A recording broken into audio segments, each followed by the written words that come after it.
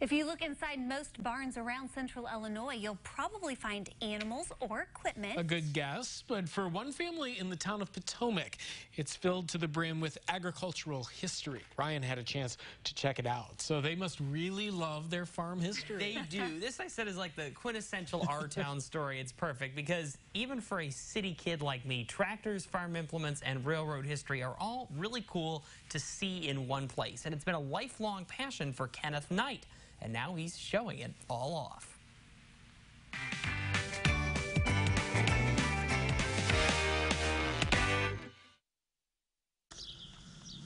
From the outside, Kenneth Knight's farm outside Potomac looks somewhat typical. But the minute he comes up the driveway in his 1931 International truck, you realize this man and the collection he's amassed is anything but typical. It's a disease. Oh, yep. Knight has had a lifelong love affair with collecting.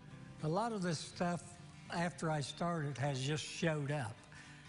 People would bring me stuff, you know, because they knew I would display it. Some of them were people that had gotten older that was unable to take care of it or display it anymore. It's how this giant shed has become home to 2 centuries worth of agricultural and small town history.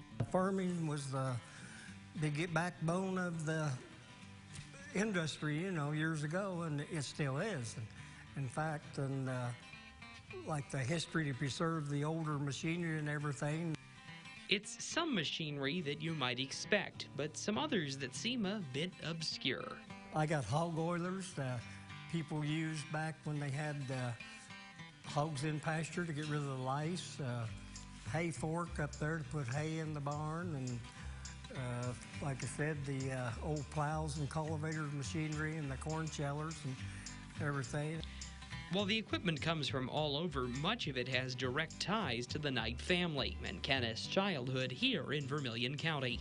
Some of these tractors here would have been our family tractors that I drove when I was about 8 years old, and now they would think that was awful, that young a kid.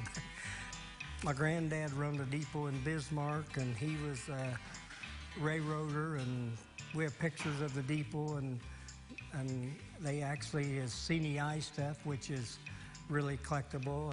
And whether it's tied to his family or not, he's glad he can give others a taste of small-town nostalgia.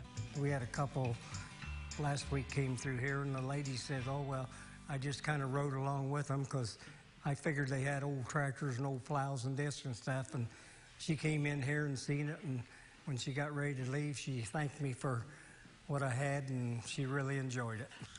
Enjoying the past, thanks to a collection that's out of the ordinary.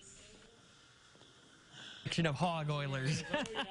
Now, Kenneth, they sure are. Now, Kenneth's collection isn't open for set hours, but he does welcome visitors and groups. So if you want to reach out to him, I have his contact info available at ciliving.tv. All right, thanks, That's Ryan. so cool. Love to say hi.